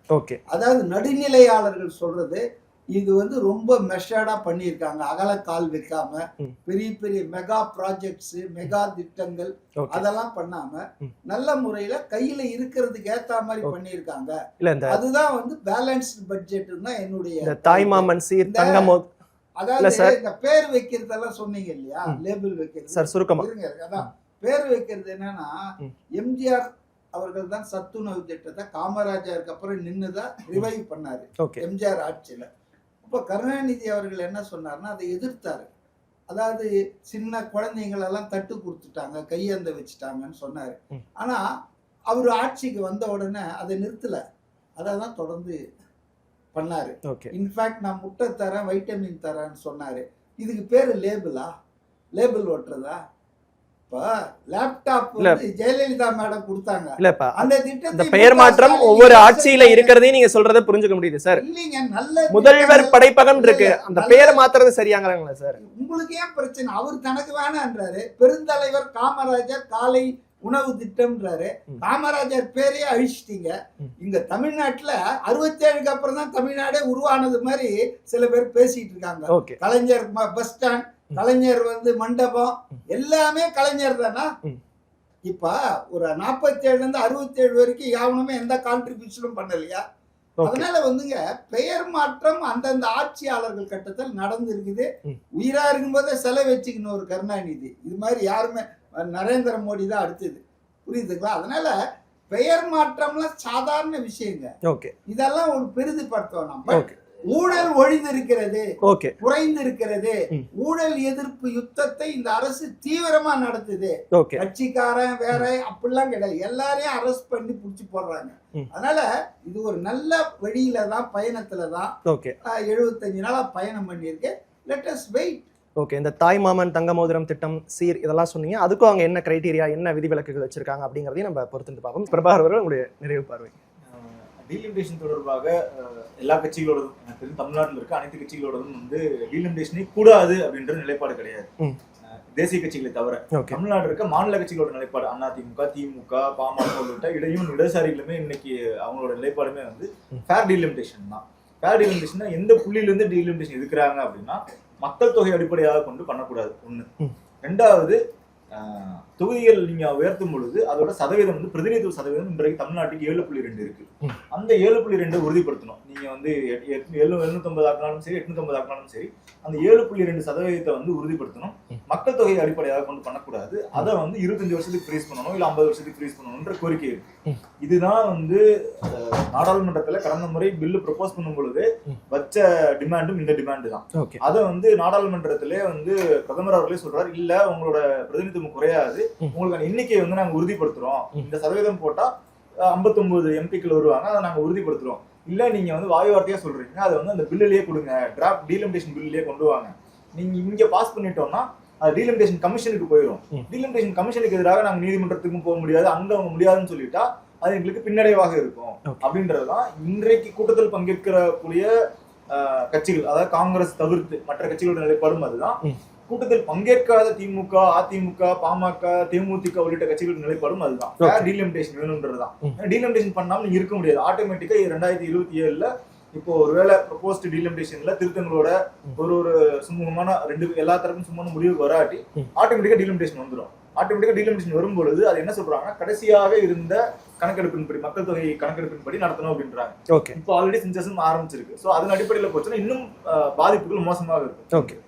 அதனால இப்ப வந்து எதன் அடிப்படையில் நோ டீலிமிட்டேஷன் வந்து ஃபேர் டீலிமிட்டேஷன் முதல்ல இருந்தே நாடாளுமன்ற அவை குறிப்புகள் இருக்கும், அல்லது காணொலி காட்சிகள்லாம் இருக்கும்.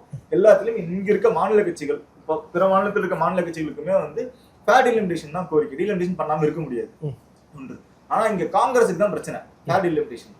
காங்கிரஸுக்கு தான் டீலிமிட்டேஷனே கூடாது அப்படின்ற பிரச்சனை. ஏன்னா அங்க அவங்களுக்கு அரசியல் காரணங்கள் இருக்கு. ஒருவேளை மொத்த தொகுதிகளின் எண்ணிக்கை வந்து அதிகரிச்சா அப்படின்னா அவங்களுக்கு மற்ற மாநிலங்கள் நாடு முழுவதும் இருக்க இடத்துல மற்ற மாநிலங்கள் இருக்க பிரச்சனை, நாடாளுமன்றத்தில் அவங்களோட பிரதிநிதிகள் எப்படி இருப்பாங்க, எவ்வளவு பேர் வருவாங்க, அவங்களுக்கு வெல்லக்கூடிய வாய்ப்புகள் எங்க இருக்குன்றது அது வந்து காங்கிரஸ் நாடு தழுவிய பிரச்சனை. மாநில கட்சிகளுக்கு இருக்க பிரச்சனை வந்து பிரதிநிதித்துவம் குறையக்கூடாது, மக்கள் தொகையை கட்டுப்படுத்தின மாநிலங்கள் பாதிக்கப்படக்கூடாது. உதாரணத்துக்கு தமிழகம், தமிழ்நாடு, கேரளா உள்ளிட்ட மாநிலங்கள் பாதிக்கப்படக்கூடாதுன்றதுதான். இதுல தாவேகாவின் நிலைப்பாடு என்ன? டீலிமிட்டேஷனே கூடாது என்றது நிலைப்பாடா, அல்லது மக்கள் தொகை அடிப்படையாக கொண்டு டீலிமிட்டேஷன் பண்ணக்கூடாதுன்ற நிலைப்பாடா அப்படின்றத விளக்கணும் அவங்க. ஏன்னா டீலிமிட்டேஷனே கூடாது அப்படின்னு நீங்க சொன்னா நம்ம 10 வருடத்துக்கு ஒரு முறை வந்து டீலிமிட்டேஷன் நடக்கும். கடந்த முறை நடந்திருக்கு. ஆனா மக்கள் தொகை அடிப்படையில கொண்டு இல்ல, ஆல்ரெடி மக்கள் தொகை ஃப்ரீஸ் பண்ணிருக்கனால 10 வருஷத்துக்கு முன்னாடி டீலிமிட்டேஷன் நடந்துச்சு. அந்த டீலிமிட்டேஷன் படி என்ன நடக்கும்னா, நீங்க தொகுதி மறுவரை மாற்றுவாங்க, தொகுதியோட ஜியோகிராஃபி மாறும், அண்ட் ரிசர்வேஷன் ரிசர்வ் பண்ணிருப்பாங்க இல்லையா, தனி தொகுதிகளும் மாறி, தனி தொகுதிகள் ரிசர்வ் பண்ணிருப்பாங்க, எஸ்சிக்கு எஸ்டிக்கு தொகுதிகள் ரிசர்வ் பண்ணிருப்பாங்க. அந்த தொகுதிகளும் மறுவரை செய்யப்படும், தொகுதிகளும் மாறும். அப்ப நீங்க டீலிமிட்டேஷனே கூடாது அப்படின்னீங்கன்னா இப்ப எந்தெந்த தொகுதிகள்லாம் வந்து ரிசர்வ் தொகுதிகளா இருக்கோ அதுவே தான் தொடரும். அது 10 வருடங்களுக்கு முன்னாடி மாத்தினாங்க, 2006-11 நினைக்கிறேன் சரின்னா. அதற்கு முன்னாடி பல ஆண்டுகளாக அந்த தொகுதியிலே மாறாம இருந்தது. அப்ப நீங்க வந்து சமூக நீதி அப்படின்னு நீங்க வந்து சொல்லணும், நிலைநிறுத்தணும். எல்லா தொகுதிகளும் வந்து மக்கள் எல்லாம் பலதரப்பட்ட மக்களும் வந்து பிரதிநிதித்துவம் பெறணும் அப்படின்னா டீலிமிட்டேஷன் வேணும். ஆனா அது ஃபேர் டீலிமிட்டேஷனா இருக்கணும். ஒருவேளை உதாரணத்துக்கு ஒரு கோவை மாதிரியான மாவட்டத்துல ஒரு குறிப்பிட்ட ஆதிக்க சாதியினரே அங்க வந்து ஜெயிச்சுட்டு வர்றாங்க இருக்காங்க, அவங்க தான் போட்டியிடறதுக்கான வாய்ப்பு இருக்குன்னா, இப்போ ஒருவேளை அங்க வந்து அது ரிசல்ட் தொகுதியா மாற்றப்படும் போது பட்டியல் சமூகத்தை சேர்ந்த ஒருத்தர் தான் வந்து அனைத்து கட்சியும் நிறுத்துறதுக்கான கட்டாயம் ஏற்படும். அப்ப அங்க வந்து அரசியல் பிரதிநிதித்துவம் அவங்களுக்கு கிடைக்கும். அப்ப இது சமூக நீதிக்கு இது ஒரு முக்கியமானது டீலிமிட்டேஷன் நடத்தணும் அப்படின்றது. அதனால ஃபேர் டீலிமிட்டேஷன் அப்படின்றதான் சரியா இருக்கும். தாவைக்கு எந்த நிலைப்பாட்டுல இருந்து அதை சொல்றாங்க, ஏன் டீலிமிட்டேஷன் கூடாதுன்னு சொல்றாங்க, டீலிமிட்டேஷன் எதுக்குறது எங்களுக்கு புரியுது. ஆனா எந்த இடத்துல இருந்து எதுக்குறாங்கன்ற இப்போ நம்மளுக்கு கிளாரிட்டி கொடுக்கல. ஒருவேளை இந்த கூட்டம் கொடுக்கறதுக்கு வாய்ப்பு இருக்கு. ரெண்டாவது, பட்ஜெட்டை பொறுத்த அளவுக்கு ரெண்டு வகையில பார்ப்பாங்க. ஒண்ணு ஹைப்பா இருக்கும், எல்லாமே வந்து ஒரு வசீகரம் கூடிய திட்டங்களா அறிவிப்பாங்க. இல்ல இருக்க திட்டங்கள் எல்லாத்தையும் ரிமூவ் பண்ணிட்டு எதுவுமே இல்லாம இருக்கும். அந்த வகையில தாவேகா அரசு வந்து இது ரெண்டுமே வந்து பண்ணல. ஒரு பேலன்ஸ்டா எந்த அளவுக்கு புதிய திட்டங்கள்னு பார்த்தா ரொம்ப நேரோ டவுன் பண்ணி பார்த்தா ஒரே ஒரு தான் தாய்மாமன் தங்க முதல் திட்டம் மட்டும்தான் வந்து புதிய திட்டம். மற்ற எல்லா திட்டங்களும் கண்டினியூ பண்றாங்க அல்லது எக்ஸ்டென்ஷன் பண்ணிருக்காங்க. உதாரணத்துக்கு காலை உணவு திட்டத்தை வந்து பெயர் மாற்றம் செஞ்சு விமர்சனத்துக்கு உள்ளானாலும் கூட 8ஆம் வகுப்பு வரைக்கும் எக்ஸ்டெண்ட் பண்ணியிருக்காங்க.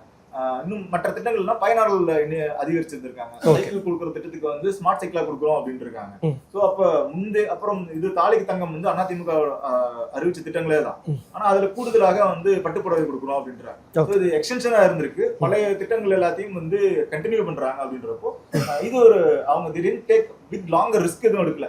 பெருசா நம்ம வந்து அறிவிச்சுட்டு, ஏன்னா இப்ப 2500 ரூபாய் மாதம் மகளிருக்கு தர்றதாகட்டும் அல்லது அனைத்து பேருந்துகளும் இலவச பெண்களுக்கு இதெல்லாம் அறிவிச்சுட்டா நிதி எப்படி சமாளிக்க முடியும்ன்ற ரிஸ்க் எடுக்கல. அதே நேரத்தில் இந்த எதிர்பார்ப்பும் மக்கள்கிட்ட இருந்திருக்கு. 2500 ரூபாய் வேணும், இலவச பஸ் வேணும், 4500 ரூபாய் வந்து வேலையில்லா இளைஞர்களுக்கு இது வேணும்ன்றதுலாம் மக்கள்கிட்ட எதிர்பார்ப்பு இருந்தது. ஆனா அதை ஃபர்ஸ்ட் செஷன்லயே அவங்க பண்ணணும்ன்ற அவசியமும் இல்லை. அப்படி ஒரு ரிஸ்கான கால் எடுக்க வேணாம் அப்படின்ற இதை தாவிக்கிறாங்க. இது ஒரு நியூட்ரலான பேலன்ஸ்டா, இது வந்து ரொம்ப பாசிட்டிவா அதீதமாகவும் போக வேண்டியது இல்லை, இதே நேரத்துல வந்து பின்னோக்கி இழுத்துட்டு போறக்கூடியவான ஒரு சூழலையும் இல்லை அப்படின்னு பட்ஜெட். சட்டப்பேரவை நிகழ்வுகள் குறித்தும் சமீபத்தில் தாக்கல் செய்யப்பட்ட பட்ஜெட் குறித்தும் மேகதாது விவகாரம் குறித்து பல்வேறு விஷயங்களை பகிர்ந்துக்கிட்டீங்க. கருத்துக்களை பகிர்ந்து கொண்ட விருந்தினர்களுக்கு நன்றி. நேயர்களை மற்றும் ஒரு விவாத நிகழ்ச்சியில் சந்திக்கலாம். நன்றி.